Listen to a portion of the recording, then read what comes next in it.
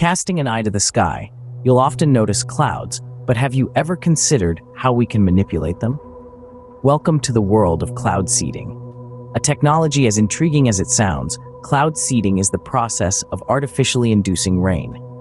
The concept is simple. Silver iodide, or liquid propane, is released into the clouds, providing a base for water droplets to form around.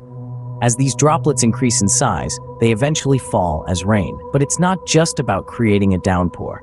Cloud seeding can also be used to suppress hail, reduce fire risks, and even clean the air. So next time the rain pours down, remember, it might just be science at work.